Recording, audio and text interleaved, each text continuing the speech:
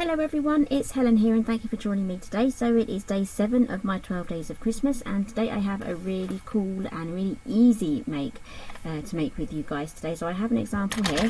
So this is a stuffed pocket paper bag pouch, and I've made it using a paper lunch bag, which I have here. It's just simply made from one of these, and inside it's got little pockets in the centre here, and also there's a tiny pocket here as well, so you can fit some lovely treats in there. So I've poked in some of what are these called, candy canes, and inside here I've got a chocolate bar, and I've also got just a money wallet here in case you wanted to gift some money. This is absolutely perfect if you wanted to gift some money or a gift voucher, that would fit in here. And I also have some chocolate coins here as well. You can pop those inside as well, so you can really bump it up, you know, stuff it full of gifts. And another gift idea,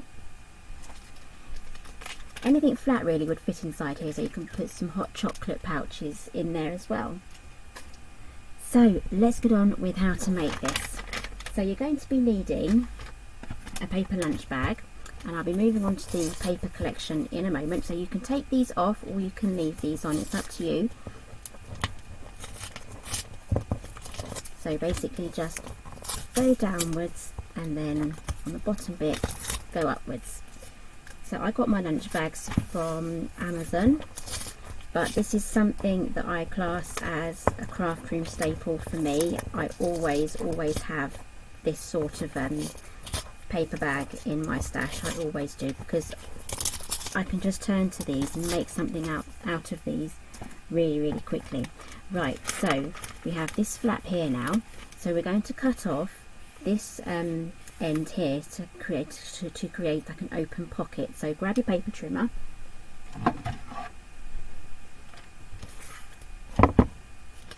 okay, so what I'm going to do is I'm going to lift this up like that and then just fold it back so it's going the opposite way, so it's going to look like that now.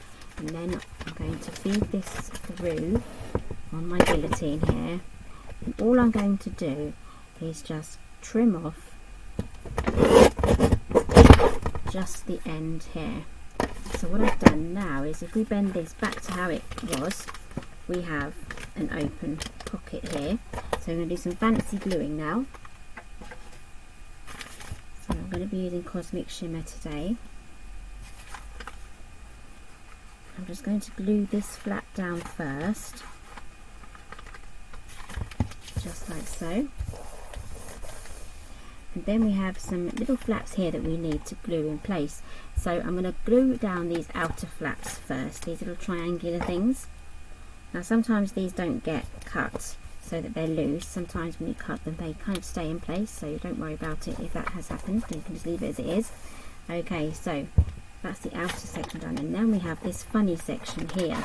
So we want to line the back here, so we need to close this section here and this section here, so these two front areas. So just add some glue there, and that's going to stop any paper kind of getting caught.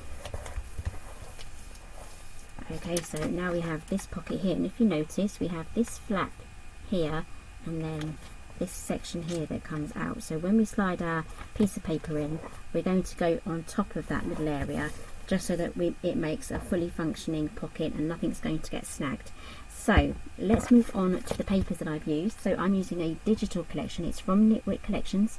It's called Merry Moments, and I'll pop some graphics here so you can have a quick look. So the collection comes in 5 kits. You can buy 5 kits individually, or you can save a percentage by buying the entire collection. I always go for the entire collection because then you get everything. And just grabbing the papers here, I haven't printed a lot off yet. I think I've printed off 4 of the papers here. So there's some beautiful poinsettias here and some straws, some stripy straws here, and some checks as well. But this is only a fraction, literally a fraction of what you get in the kit. Now my favourite kit that you get in the collection is the FQB, which is like a fat quarter sort of kit, and I've printed off all of my elements as well. So pop along to the Nitwit's collection website, and I will link that down below. And here are all the elements that I'm going to be using today. Now I do have a tutorial on my channel on how I kind of load these up on my computer and space them all out ready for printing, and then I continue to print it on my scan and cut. If you don't have a scan and cut, you can still go ahead with what I've done in that video and just manually cut it out with scissors if you don't have the scan and cut. So this is what I've done. I'll make sure that's linked down below as well. So this is what I'm going to be using on this particular paper bag. So I'm going to be making exactly the same bag, but I've changed the colourway. So these are the two papers that I've chosen. So I've kind of switched over the greens and the reds. I absolutely love these traditional colours. So these are lovely poinsettias, I love these. And you also get this lovely gingerbread house. So it does have some snow.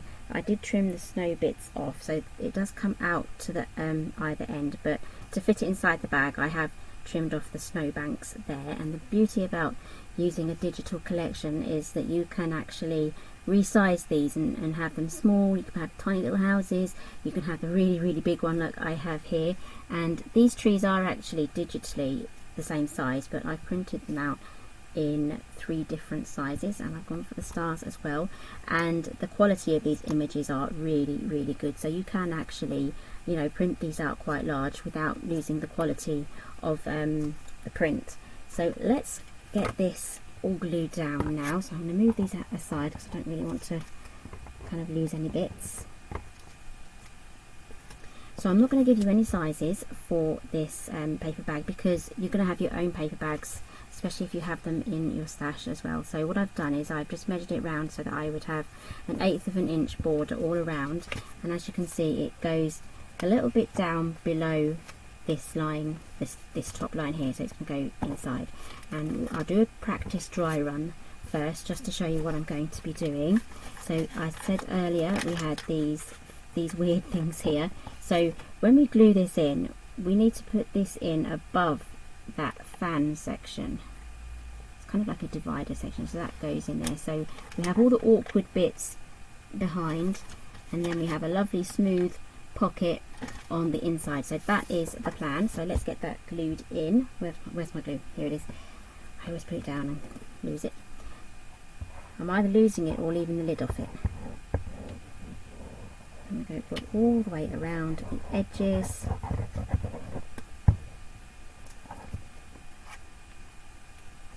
I'm just going to pop that in, and just remember to go above those dividing things. And using the wet glue, I now have a little bit of time here just to position everything into the right place. Now I've done the same here for this section here, so I actually measured this one on my other bag, and sometimes paper bags aren't exactly perfectly square, so this one does fit very well, but if you're making a bunch of these you may notice a few discrepancies.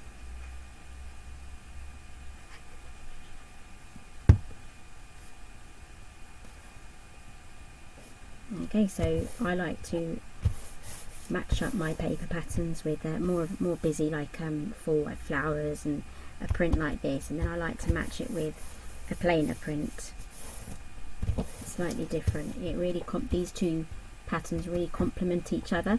So we're going to move on to the house now. So I've used a Word document, and the video for that will be down below to print this out, and I just cut this out with my scissors. And on the back here I have some foam tape. So when you add foam tape, just press it down just like this, and this is going to help get your backing paper off. Oops, didn't put the lid on that. There we go. Right, so just peel away the backing paper.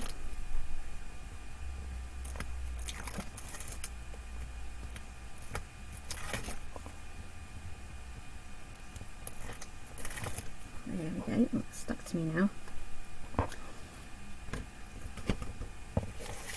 Right, so I kind of want this really central, so the top is going to be sticking out of the top. And again, if you left the handles on this, just, you know, glue it, everything on top of the handles. So I'm guessing that looks quite straight to me. It's as straight as it's going to get for me, I think. Okay, so we're almost there, guys. We are literally almost finished. The most time consuming thing, I think, is choosing your pattern papers and cutting a few things out. So okay, so I have my sentiment here. You have quite a few sentiments in the kit as well, so this is one of my favourite ones, and I've mounted it onto some green glitter cardstock. Now this is from, I think it's from Crafter's Companion. I think it is. No, it's from Tonic. It's from Tonic, and I got that from Craft Stash. And I will make sure everything I've used today is linked down below. So I'm going to pop this here. I'm just going to audition where everything is. So I'm going to copy this, but I'm just going to show you how I audition all my bits and pieces, because I just, before I glue down, I don't like to commit before I glue everything down. So I do like to have clusters of 3. So maybe what I'll do is I'll move a few things around, see how they look, but this is kind of covering the front door quite a bit. It's kind of too central for me, so I do like things offset a little bit. And I do like these two together as well, so maybe we could have this off to the side, but then when I add this one, everything's all to the left, and then we have the poster to the right. So I'm going to play again. I'm going to keep this here. I think I am covering the door handle. I don't really want to cover the door handle, but I am. So I'm going to put that one there, and then I'm going to put the tree here. I've got another tree here, and then we have some good views still of the house behind, and then everything kind of tucks in. It is quite central. It kind of brings the eye into the center of the whole thing. So this would also make a really lovely card front, or even if you're just decorating the front of a gift bag, just an ordinary gift bag.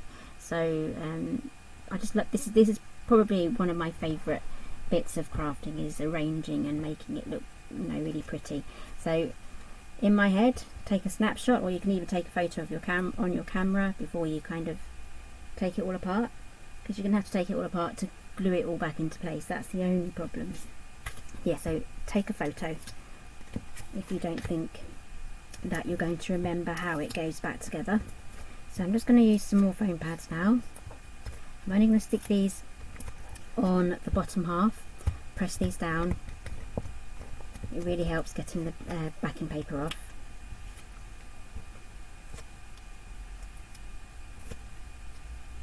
So these are stuck on the bottom half, because if you stick anything on the top half, it's going to stick to your house. So we're going to pop this just there. And then this tree is going to go here, so I'm going to add my foam pad here, and then some glue just to this edge here. I'm going to glue that down. There we go. These make excellent last minute gifts as well, especially if you're using a digital collection. You can just print everything out that you need. Steal my idea. Go ahead. Just, you know, if you need something really quick and easy, just go ahead and do exactly the same as what I've just done here.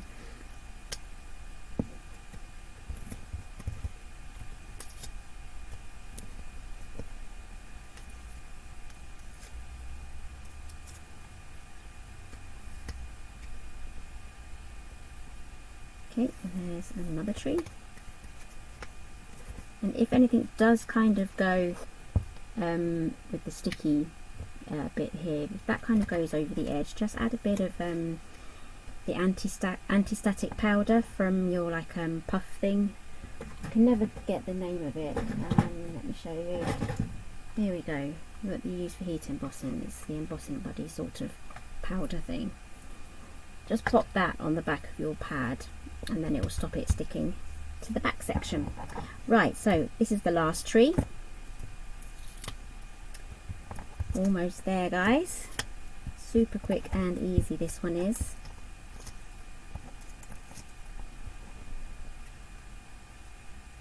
Okay, let's pop that on, just double check.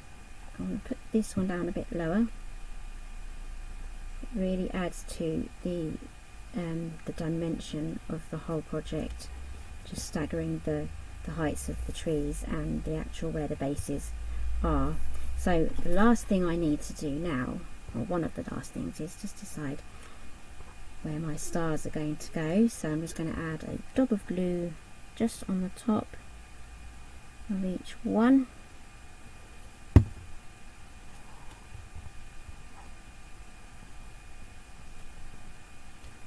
Add each star. There we go, and in the centre here I'm going to add a ribbon. So where's my ribbon? Here it is. So I'm going to do bunny tail, sorry, not bunny ears, not bunny tail, bunny ears. And then you turn it over, fold one through, and then pull them.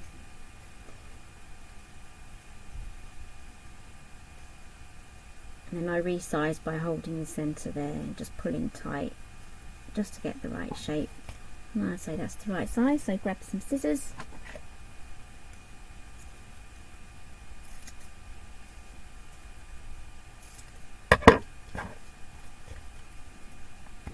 Going to add some glue in the centre there. You can use a glue gun if you really don't want your bow to fall off or have a load of drying time. So sometimes I have a nicer side to my bow, so I'm thinking yes, this side looks nicer. Pop your bow on there, and then once that has dried, it's ready now for putting all of your goodies in. So that is a really easy paper bag pouch. I'm going to grab the other one here. Super duper easy, and wouldn't these be lovely to receive? A lovely little package there as well, and it's especially good if you're giving gift cards or money. So give me a thumbs up if you like this one, and I'll see you again for day 8 very soon.